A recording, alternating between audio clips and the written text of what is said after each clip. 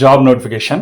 ఆంధ్రప్రదేశ్ ప్రభుత్వం జైలు శాఖ, భారత ప్రభుత్వ సామాజిక న్యాయ సాధికారత మంత్రిత్వ శాఖ స్పాన్సర్ చేసిన మాదక ద్రవ్యాల డిమాండ్ తగ్గింపు కోసం జాతీయ కార్యాచరణ ప్రణాళిక పథకం కింద రాజమహేంద్రవరంలోని సెంట్రల్ జైలు మరియు విశాఖపట్నంలోని సెంట్రల్ జైలులో రాబోయే డి అడిక్షన్ సెంటర్లో ప్రతి జైలుకు ఒక పోస్ట్ ప్రాతిపదికన తాత్కాలికంగా తమ సేవలు పొందేందుకు దరఖాస్తులు ఆహ్వానించడం జరుగుతుంది. పోస్టు వివరాలు: project coordinator, accountant cum clerk, మనస్తత్వవేత్త లేదా కౌన్సిలర్, సామాజిక కార్యకర్త లేదా కమ్యూనిటీ వర్కర్, నర్సు పురుషుడై ఉండాలి, వార్డ్ బాయ్స్ పురుషులై ఉండాలి, పీర్ ఎడ్యుకేటర్ కూడా పురుషుడై ఉండాలి. అయితే దీనికి కనీస వయసు 27 సంవత్సరాలు పూర్తి చేసి 30 సంవత్సరాల మధ్య కలిగిన అభ్యర్థులు ఎవరైనా అప్లికేషన్ CV తయారు చేసి పోస్టుల ద్వారా కానీ స్వయంగా కానీ అందజేయవచ్చు.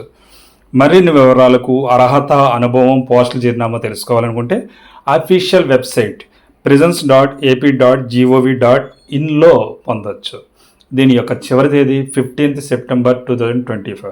ఈ విషయం గుర్తుపెట్టుకోండి, చివరి తేదీ 15th September 2025. చివరి తేదీ వరకు వేచి చూడొద్దు. తప్పనిసరిగా ఆసక్తి, అర్హత, సేవా దృక్పథం కలిగిన అభ్యర్థులు ఎవరైనా అప్లై చేసుకోవచ్చు. అయితే ప్రస్తుతం ఆంధ్రప్రదేశ్ ప్రభుత్వం వారు ఈ మాదక ద్రవ్యాల వినియోగంపై నివారించడానికి తగు చర్యలు తీసుకుంటుంది. దీనికోసం ఈగల్ టీమ్స్ అని, రకరకాల గంజాయి నిరోధక చట్టం అని ఇలా ఎన్నో ప్రవేశపెట్టింది. దానిలో భాగంగానే ప్రతి చోట ఉద్యోగ కల్పన చేసి డి అడిక్షన్ చేయాలి, మాదక ద్రవ్యాల డిమాండ్ తగ్గించాలనే ఉద్దేశంతో చేయడం జరుగుతుంది. ఇటువంటి సేవా ఉద్యోగంలో మనం జాయిన్ అయితే తప్పనిసరిగా చాలా బాగుంటుంది.